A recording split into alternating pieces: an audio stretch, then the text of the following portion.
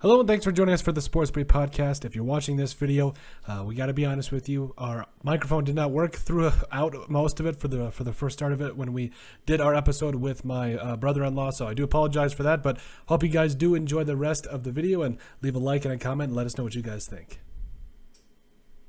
What is the most surprising free agency signing for you? I'm going to have to say, just because it kind of came out of nowhere, as far as I was aware, was Von Miller to the Bills.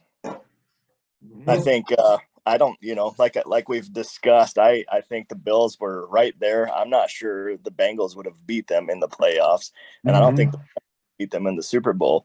And it's almost unfair that they go and add him at this point. But that is a really good point, and I actually had an asterisk next to this one, and maybe that's not how you say it. But this one, the most shocking thing for me about this was the fact that it was 6 years, $120 million. Now, I'm not going to disrespect the man. He is one of the greatest of all time.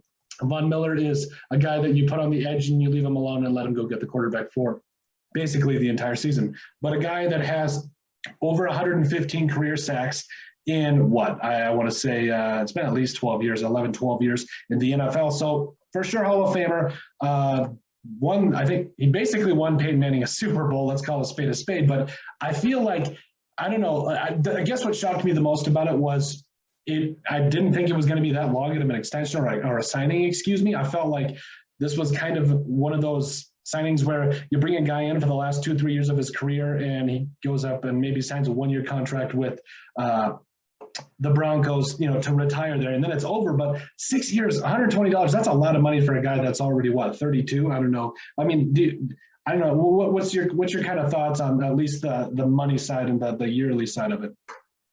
All I was hearing, it was down between the Rams and maybe back to Denver.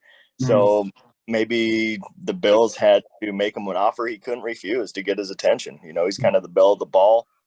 And, I mean, that's the only thing I could think of, because you're right, 32 years old. That's a little long in the tooth, no matter what position you play in the league.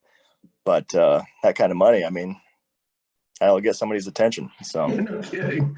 I mean, and edge rushers already get a lot of money, but to make him one of the highest paid edge rushers in the league, and it's not like you're getting a prime Von Miller off the top of his career. Like, he's not prime, but he's also, he's still really good. Let's not shortchange him, man. But I just feel like it wasn't very shocking. That was a really good. Now, the one other signing for me that I would kind of put in this category that, like, I expected him to go to a team that was more put together at this point. Brandon Scherff to the Jaguars, because Brandon Scherff was a guy that throughout, I want to say, like, the last 2, 3, 5 years in Washington was just like, hey, put a winning team together or I'm out of here. Like, that was the vibe I got from a guy like Brandon Scherff, one of the highest rated guards in the league, according to PFF, over the last several seasons. And now, you're going to a franchise in which you're not starting over. Like, they've got some things. They're getting protection for Trevor Lawrence. Obviously, they franchise tagged, Cam Robinson. They've got Scherff.